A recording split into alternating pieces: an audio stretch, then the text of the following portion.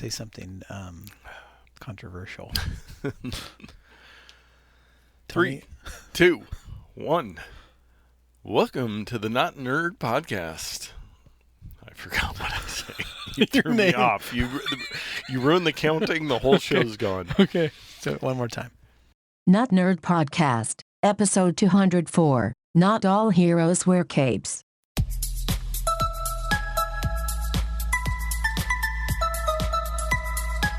Welcome to the Notnerd podcast. I'm Nate Heath, and we are here to help you tech better. We have gone through all the tech news of the week to bring you just the good stuff, as well as some tips and tricks and picks.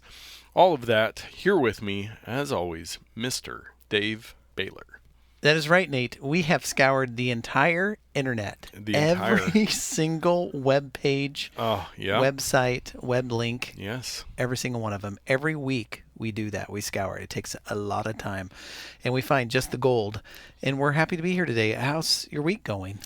It has been a busy week. Work, big, huge project that I rolled out last Friday. Mm-hmm. And nice when work. You start rolling out the red carpet, you find a lot of wrinkles and need to smooth those out. But I believe it's going well, and so I'm excited to be able to put more focus back on other things. But that's the way the cookie crumbles. Yeah, your family is going to be happy when you actually see them and say hi to them. I don't know about that. They've kind of been enjoying me being holed up, but there's still tech news going on even when I'm busy with work. Isn't that amazing how that works? It is.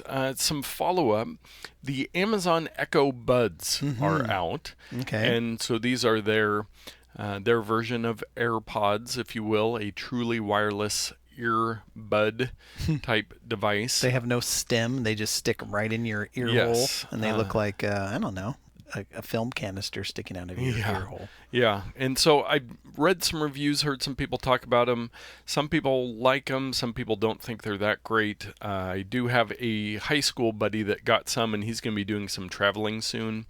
So I asked him to provide a review on them to let us know his thoughts. But they're a little cheaper than the AirPods. But my thought is, if you have an iPhone, the way that how smoothly AirPods work with Apple devices is worth it. And guess what? AirPods are not perfect. They don't hook up as often to the devices that I want as quickly as I want and as seamless. I can't imagine using anything else because it's only going to be worse.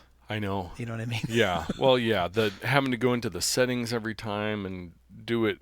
Yes. We forget how good it is on the AirPods. Yeah. And speaking of the AirPods, listener of the show, Jared, he got his AirPods Pro. Nice. Yes. And so he provided a little feedback on them over in the Facebook group. And he got them last Wednesday, I believe, or Thursday. He's been using them. Now, the one thing I will say, Jared, I'm a little concerned when you talk about how nice it is to have the noise canceling while driving. I don't think that that's necessarily legal to have noise canceling headphones on while you're driving because you're supposed to hear things. Like fire trucks and ambulances and stuff. But he was saying that one thing, much like me, who only wears one AirPod at a time most of the time, you can't do any of the noise canceling stuff if you only have one in. Well, yeah, it doesn't make sense because your other ear is going to be open anyway. So. But the game changer for him is having those rubber tips, having the different connection. The old ones weren't perfect for his ears weren't perfect for the old ones. Of course, yeah. And so he said that made it a complete selling point for him, but he's been really impressed with the noise canceling. So you can head over to the Facebook group, join there, and you can read his review of the AirPods Pro. Very cool. Thanks for doing that, Jared. Yes, he says, overall, I give these a big 11 out of 10 score. Ooh. For me, the price point is just right for what you're getting. If you're on the fence about them or just would like having the extra comfort, I highly recommend these little SOBs. So, and I do know some other people, like my sister-in-law, who the AirPods and Apple earbuds just don't fit her well. So you might have to spend a little extra, but you get a lot of extra benefit. And I was talking to my neighbor. He got a pair as well, and they were just talking about how amazing they are, the noise canceling, the pass-through. And I was like, man, maybe I should just get some. And then when Jared said when you're only using one ear, and I started thinking, I think I said this last week, I cannot think of a time in my life right now where I need noise canceling headphones.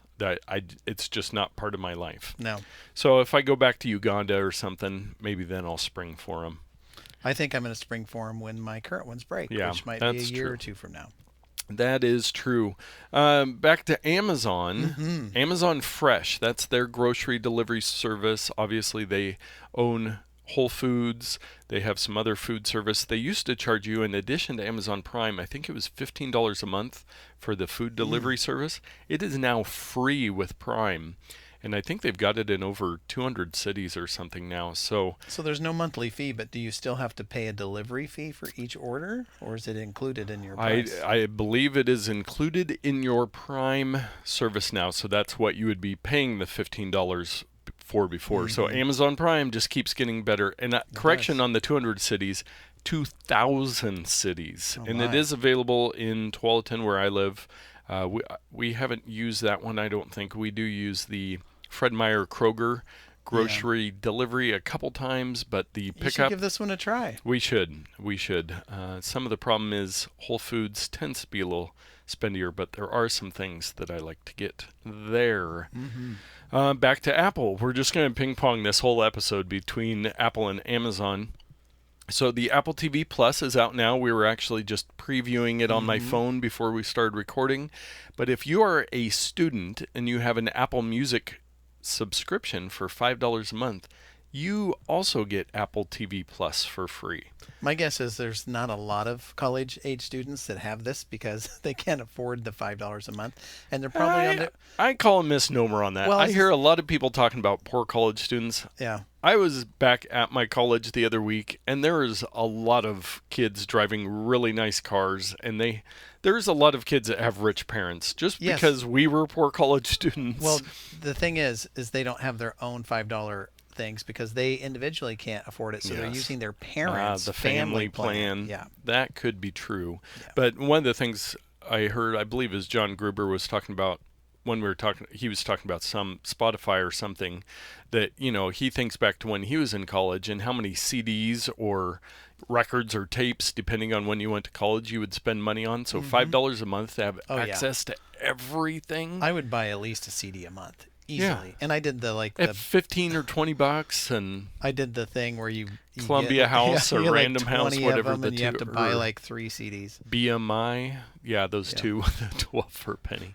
But so this is another advantage to having Apple Music over Spotify, and I think Spotify had the Hulu with their student subscriptions. You might still be able to get, again, so convoluted, but the TV streaming space is actually getting a little less convoluted. Yes, it is. PlayStation View is shutting down, which I used for about a month. It's just very much like the YouTube TV. You get a bunch of channels, you have a DVR, all this stuff. Now, even though it's through PlayStation, it has nothing to do with the video game service, right? No. It's just owned by Sony. It's just their brand name. Yeah. So because I do not have, I have a PlayStation 1, but I didn't have to have a PlayStation for their TV service, but they're shutting it down, and who knows why. Yeah, I read the article. Viewership was down. They had 500,000 subscribers, and I would think that that's enough subscribers to maintain that type of a system, but I guess you need millions and millions.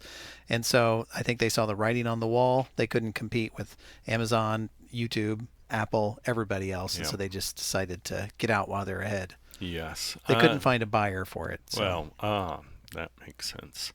Yeah, because everybody else already has a streaming service. Who would want to buy it? iOS 13.2 was out last week with a bunch of new features, including the new emoji for this year. Oh, boy. Yeah, so we went over these earlier in the year, but you can go through there, and they've added a ton more features of skin shades and made a lot of the fireman more gender neutral, and they've just made a lot of... It is expansive. Yeah, there's a person with green hair, if that gives you an indication. Yes. Hey, so there's probably going to be my all-time favorite. The very first one I see on this list is the yawning emoji. Yes.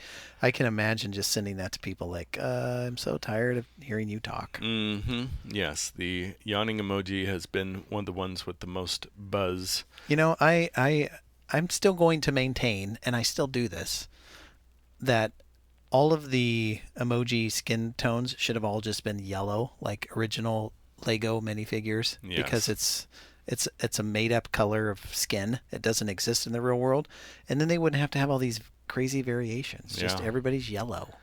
Well, yeah, and it was easy when it was just different smiley faces, but then you get into so many of these different people and everything. It is a complex system. Yeah, so the one now with the couples, you can have a male and a female, a female and a female, a black female and a white male. I mean, any combination you can think of is available. And I think that's great for diversity, but if everybody were just yellow, it wouldn't be, you know what I'm saying? Yes, but we do have the waffle one as well, so you've got that. Okay. Is it yellow? Yeah.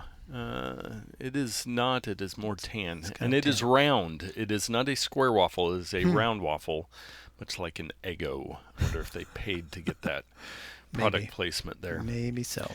We were talking, I think it was just last week, the not news of Adobe putting Illustrator on iPad. Hey, everybody, we're going to do Illustrator. Yeah. Oh, I'm so surprised. Yeah. Well, they finally, right now, as we record, Adobe Max, which is their big yearly conference, is going on, and they did release Photoshop on iPad, like they announced last year, and they're doing some other things there. But really, again, if you don't already have the Creative Cloud subscription with Adobe, look elsewhere. We will give you a million recommendations on apps that will get everything you need done for much cheaper.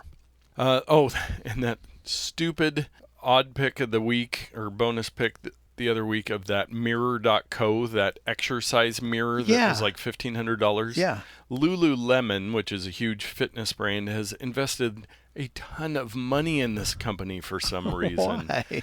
So they're putting why I showed this to a guy who's actually a trainer, and I was just like, check this thing out. And obviously it cuts into his job having a mirror that does training, but he's like, $1,500? He's like, you can get a lot of training for $1,500, and you don't have to have a smart mirror on your wall. I'm having trouble even reading the website, so I don't even know. Just don't even do it. Just walk away and walk right into Dave's Pro Tip of the Week. Well, the tip this week is not how to get this website to load. I turned off the blockers and all this stuff. It's not working. Regardless, I thought we could talk about apps on your phone that ask you to rate them, that are asking for feedback. Yes. It's fairly widely known that every time you download an update to an application, they have permission. It's built into Apple's permission scheme that they can ask you to rate their app. And oftentimes these things update every single week, sometimes multiple times a week. And I think it's probably just to annoy you with these stupid pop-up things. Well, what if I told you there was a way to turn off in-app feedback?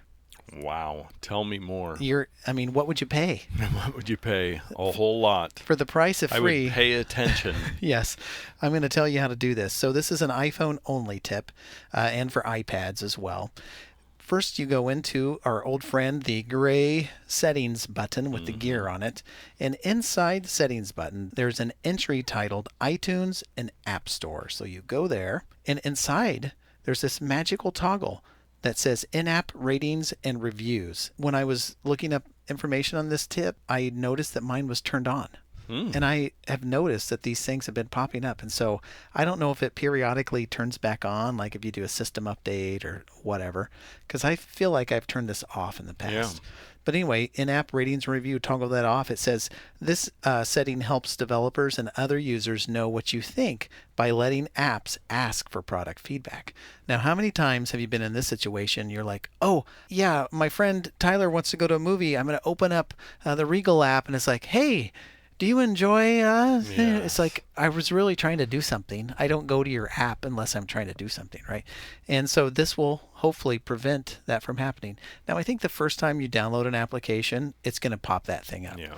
But this helps with subsequent downloads and updates to the same apps. It shouldn't bother you in the future. So now I went in and looked at mine, and it is actually turned off. And now I'm trying to remember if I see them or not. Well, you would know. Yeah, so you would know, because they are quite I know annoying. It's a lot less, but I will be keeping an eagle eye on that to see if there's any bad actors that are trying to get me to review. And it's kind of interesting. You would think you and I, who love apps, like how many app reviews have I ever written? Unless I'm angry at the app, that's usually when that's like it's everything. a bad experience. People yes. comment when they're upset. But I should, as not nerds, we should write a bunch of app reviews. But does it really help anybody? I mean, well, they claim that it helps their apps, and I usually go as far as doing the star rating, and it says, hey, you can write a review as well. I've only done that probably about 10 or 12 times in my life. Out of thousands of thousands. apps, which is crazy. But there's not a lot of friction to just doing a star rating. Yeah. Oftentimes, though, it's you just downloaded it and it pops up a rating. It's like, I haven't tried it yet. Yeah. So you get a 1 because my experience is terrible so far. Anyway, if this is bothering you, that's how you turn it off. And hopefully your week will become more productive, not having to shush away all of these stupid in-app review dialog boxes. I like it. Saving people time and heartache. Well, our takes of the week, as we talked about last week, Google did or is in the process of buying Fitbit for $2.1 billion. We just talked about last week.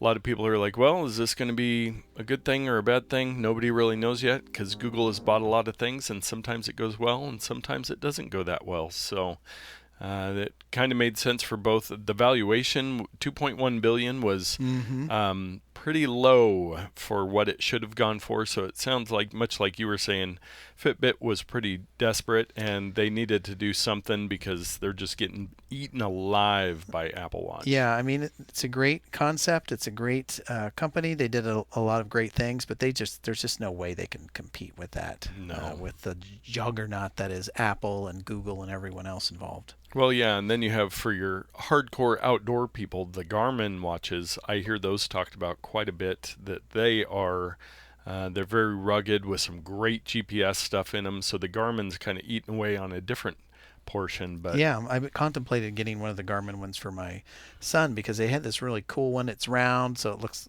more like a traditional watch. What they do great. He wants to go and time his runs. There's just a big old button that's like start and stop. Yeah. I find on my Apple Watch, after about a few seconds, the screen goes blank. You want to go start the timer, and it's like I have to click the home button and go back in the thing. There's a lot of friction between it. And so those Garmin apps, they do what they do, and they do it well. Nice. I just forget to end my workouts when I rarely work out, and then it's 4 hours later I look at my watch and I'm like, ooh, I just got 4 hours of exercise in. Well, there's supposed to be some artificial intelligence to kind of warn you when you're doing Give that. me a little more feedback. Yeah. Just a reminder, we are the most nonpartisan tech podcast on the internet. I feel like we've had to use that disclaimer more and more. And over the next year until the presidential election, hopefully we can avoid it as much as possible. But Twitter announced last week that it is stopping all political advertising on its platform. So you will no longer be able to buy political ads on Twitter. To which most people listening are going, people still use Twitter? To which I say, yeah, kind of just people. It's such an industry specific thing. There are just, it's usually people that industry, there's obviously a lot of tech people on there or certain niches that people kind of go to Twitter for. But for the most part, it doesn't seem like the average person's using Twitter too much. And just a reminder as why this is a big deal. One of the things that you can do with social media advertising that you cannot do as easily on radio and television is to do these very niche micro markets.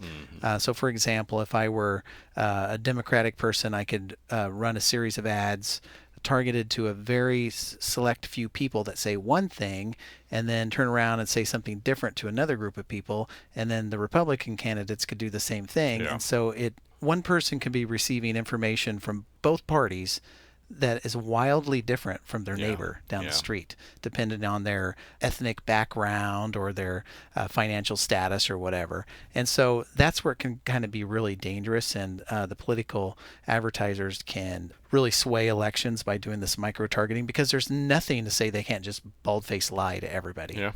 So-and-so murdered so-and-so or whatever, and it's like, okay, well, that was in an ad, so it's got to be true. So it can be really dangerous. And so I think Twitter's like, I don't want to play this game. And it's kind of a poke back at Facebook because Facebook is saying, hey, we're gonna let it go, and if they're lying, we're not gonna try to judge that. Yeah.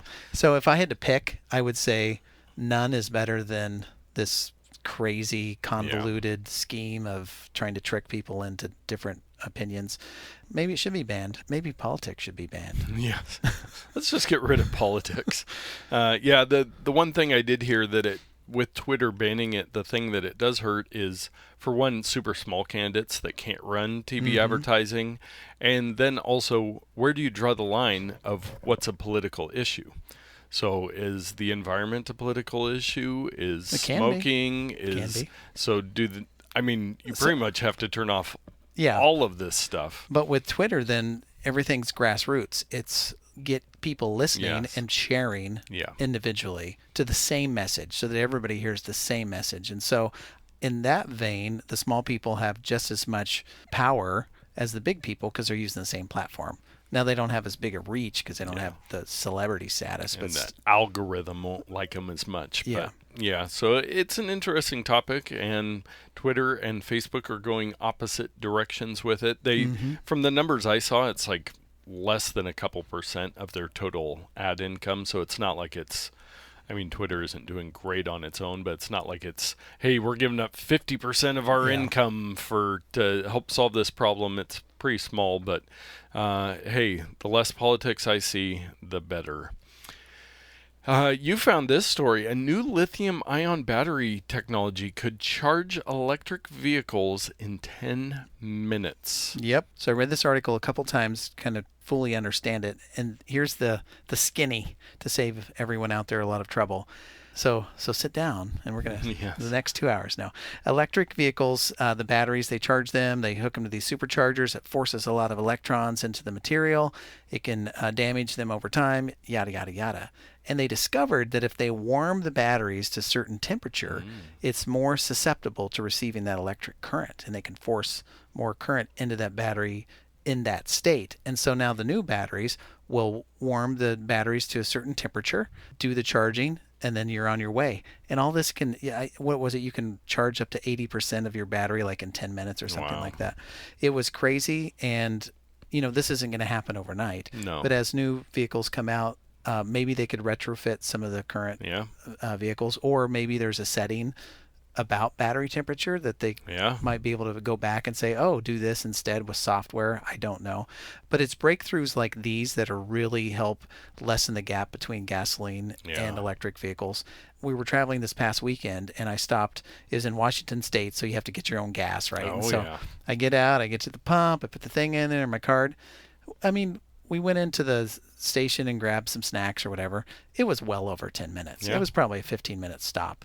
And that would have been plenty of time to get if I had an electric vehicle, charged up to almost full capacity to get me on back home. So I think it's a great technology. Yeah, looking forward to that. Someday electric cars will be everywhere.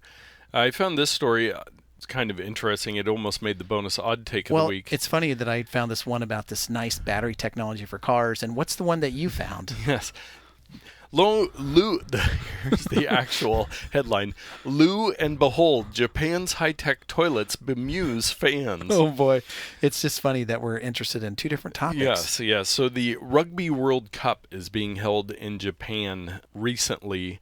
And so this story was talking about how Japan is very into hygiene. They're very into their high-tech toilets, their bidets. And they were talking about all these rugby fans coming from all over the world.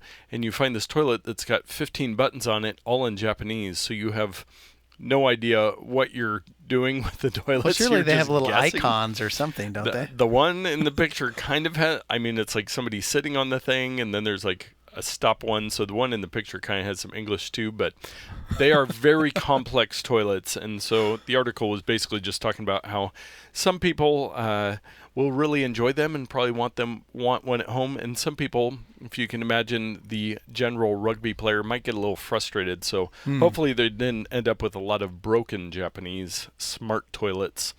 But I'd be interested. I know, and you can spend whatever you want on these toilets.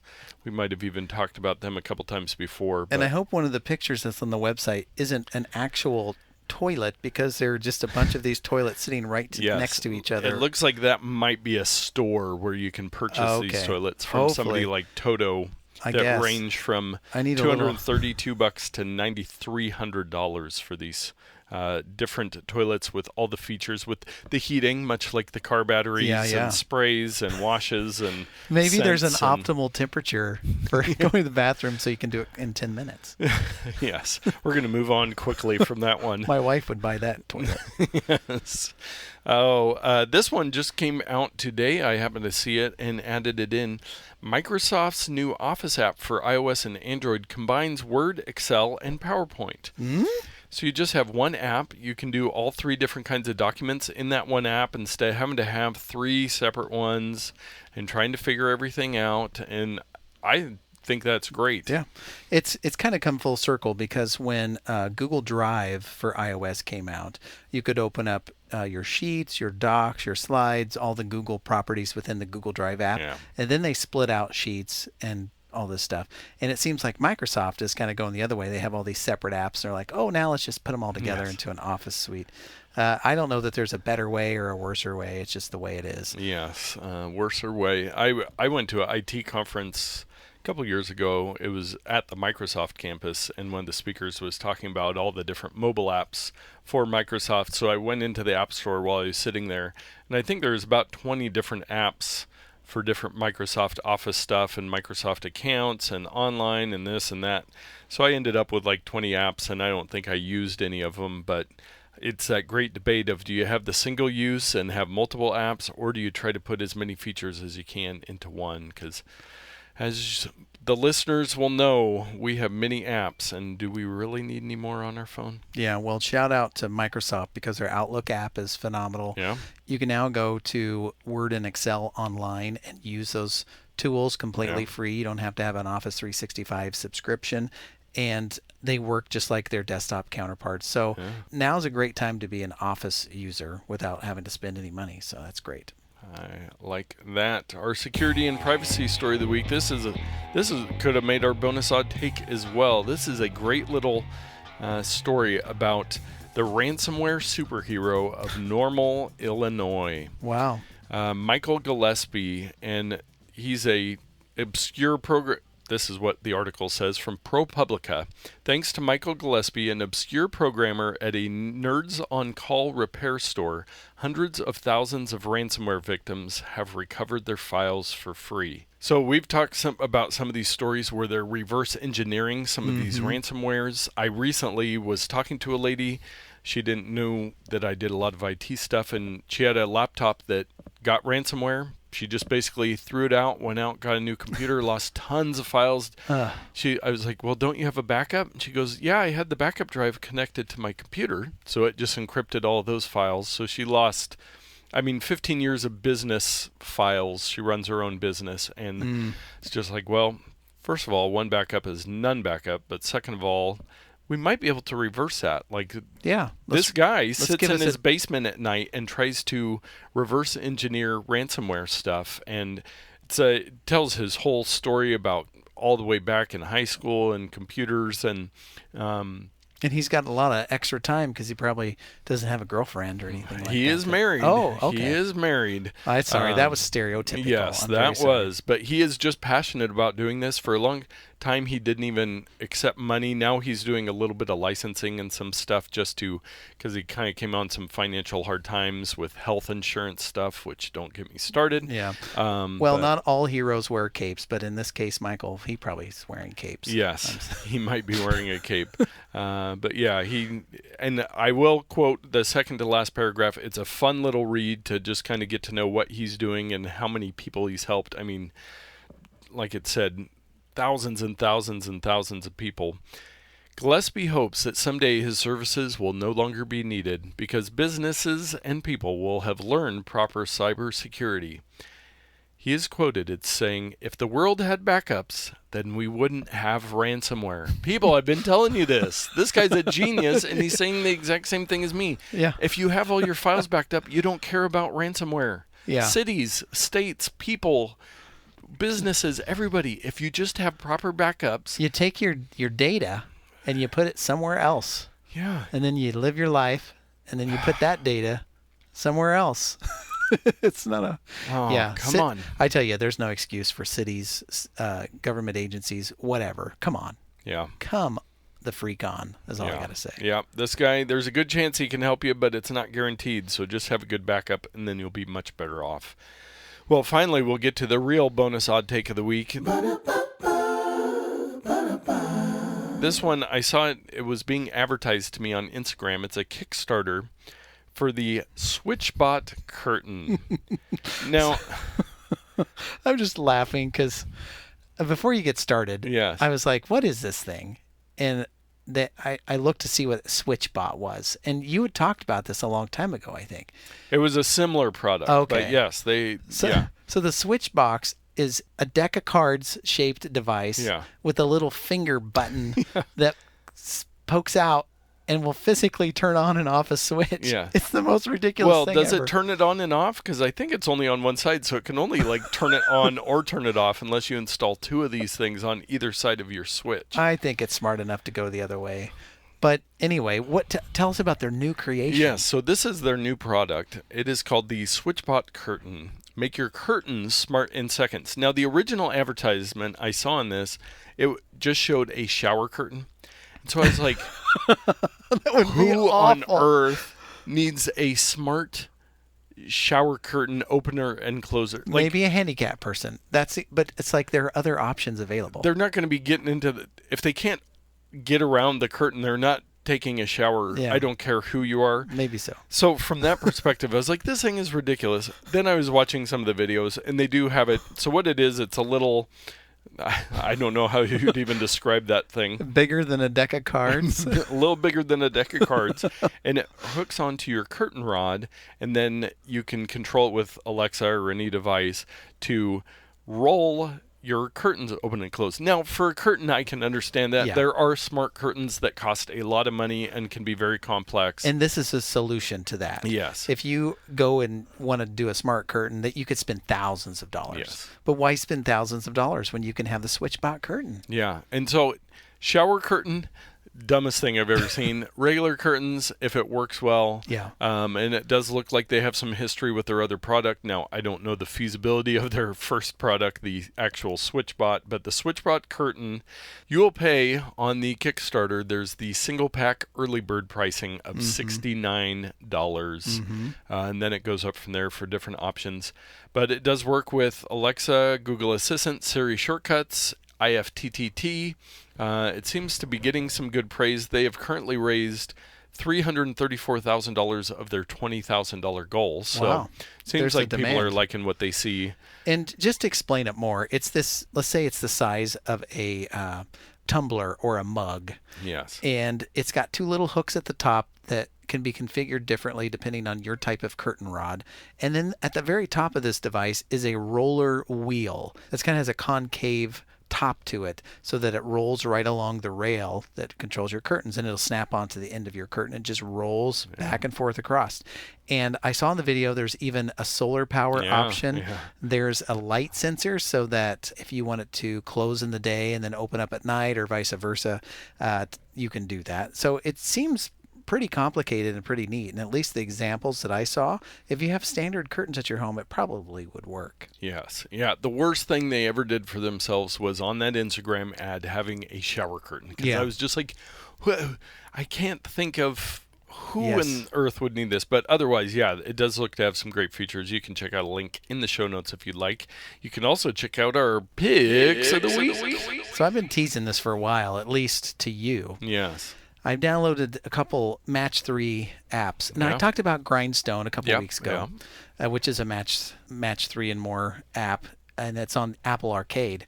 Well, everyone started crying, I don't have Apple Arcade. I can't afford the free 3-week subscription to try this out.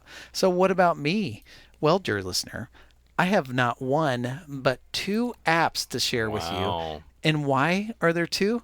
Because from what I can tell, they are identical, save the storyline. In the first one, Mouse House Puzzle Story. Yes, Mouse House Puzzle Story. You are a young mouseling whose uncle is petitioning to come home after you've done your studies because the cats have taken over and they need you to help combat the cats, I guess. But what's more is you have to move into your room here at this little mouse dominium. Is that the proper term? Yes. The mouse house. And you do a quest. So you go out and you're like, well, I need to mop the floors. And so you go do a match 3 thing. And if you clear it, you get a little star. And then you trade the star in for the little story that shows them cleaning the walls. You can get a rug and a new bed and paint. And from what I can tell, you just move on to other parts of this house. I don't know how this helps you defeat the cat in the end. I don't know. Haven't gotten that far But yet. these developers have done a great job in making a storyline attached to these match 3 games. The theme is you are a character cleaning up a room through match 3 stuff. Well, fast forward to Disney Princess Magical Quest.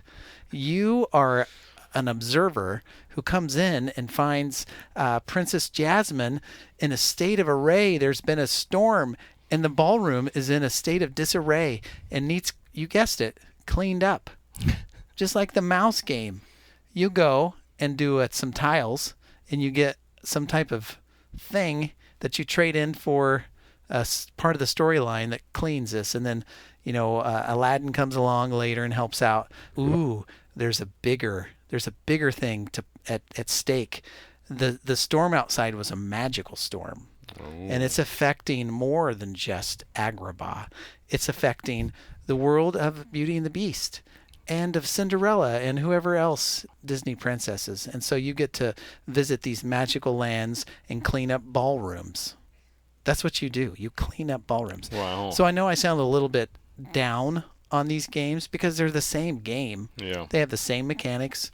Everything's exactly the same. One's about mice. One's about Disney princesses. So you can take a pick. Why am I recommending these? Because you can download them and play them for free. And they're match 3 games and they're kind of fun. Now, if I had to pick between the two, Nate, which one do you think that I would pick? Disney Princess Majestic Quest. That wasn't even, you didn't even hesitate. That's the one. If you only wanted to download one, I would say Disney Princess Puzzle Majestic Quests of the Century. Yes. For the win. So go out, play them. I played them for a little while. They are fun. They are exactly what you expect. Yeah. But they're a slight twist on Candy Crush that's just not mindless level after level. There's a little story that you can enjoy as well. So very nice. They're both well reviewed in the App Store. Both have some in-app purchases to get extra coins of or course, whatever. But yeah. That's how games work. Well, my pick of the week, this is one that I've been using for a long time, and I've thought about picking it many times, and I even almost brought it up. I might have mentioned it briefly when Jared was asking about having something on his Apple Watch to be able to, when he goes to Costco. Mm-hmm. And my wife and I looked around several years ago for a great app for shopping lists. Mm-hmm. Something where we could have, I was like, there's got to be a good option for this. Reminders, maybe?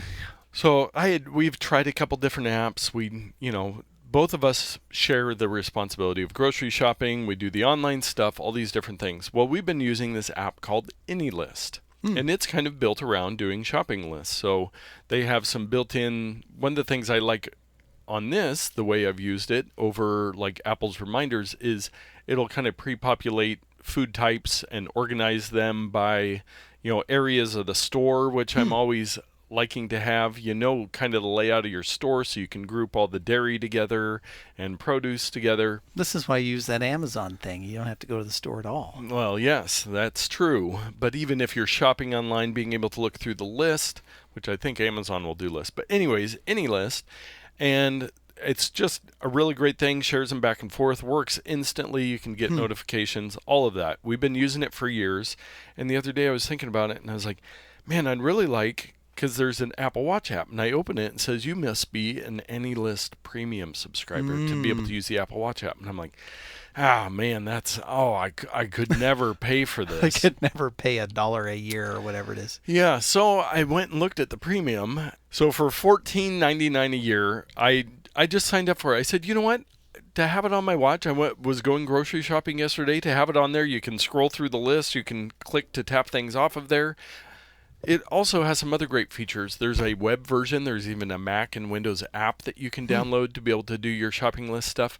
There's a Chrome extension where you can, if you find a recipe online, one of those articles with a million words of story and then the recipe at the bottom, it'll actually import recipes into the AnyList app so you can make sure you get all the ingredients you need for that recipe. Wow. So $15 a year, even the free version, we were able to get away with that forever, but to have it on the Apple Watch and all these extra functions, AnyList will save your shopping rear, because you just think of something, you can go add it in there, and it's just on your list, and you can keep everything up to date. And I kind of like having it separate from everything else, so it's just, I know that is our shopping list app. If we need something at the grocery store, it goes in there. And I can't wait for the sequel, AnyList. Yes. Oh, it's AnyList. Annie, ANYLIST. It's a good thing you spelled that, because it might have been a little confusing. Not referring to belly buttons. Well, our Amazon purchase of the week is also not referring to belly buttons. Dave, I think this one might be you, and it's actually somewhat related to your previous one of your games that you just picked. Oh. Dave, did you buy the XL Outdoors Disney Princess Kids 2-piece duffel kit? I did not, but it sounds amazing. Yes, so what this is a Disney Princess Dreamers child sleeping bag, as well as a duffel bag that goes with it. It's a little 2-pack for the sleepover. And it's got a picture with a couple of the Disney princesses on the first, which I will say, the Tinkerbell shirt. That was my mom.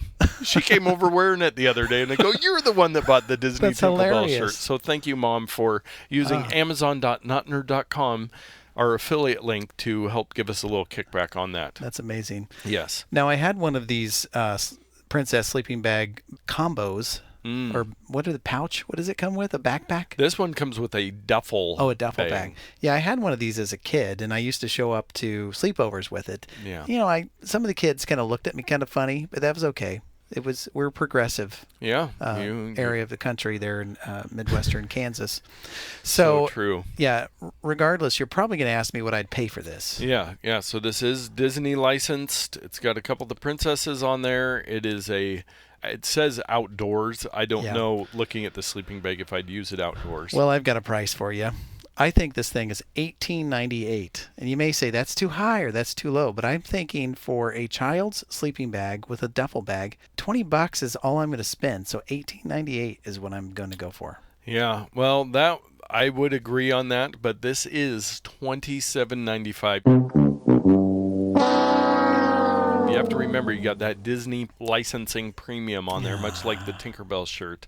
I'm sure you could find a much cheaper option. Here's a Minnie Mouse sleeping bag that's $40 in the related products. So apparently, kids' sleeping bags aren't as cheap as they used to be. They're not, I guess. You know what? Just give them a blanket, throw them in the van, and say, have fun. Yeah, if they're going to be outdoors, give them a garbage bag to put on the outside of the blanket. They're waterproof. That's fine. Just makes sense. Well, with that, we are going to wrap up this episode. Thank you so much for listening. Hopefully, you learned some things that will help you tech better. Remember, tell a friend. Tell somebody else about the Not Nerd podcast that could use it. Somebody that doesn't back up. Somebody that's been hit by ransomware. If you hate the Not Nerd podcast, tell an enemy. Hey, yes. Yeah, we can educate your enemies as well. So, with that, we will sign off. Get out there and tech better.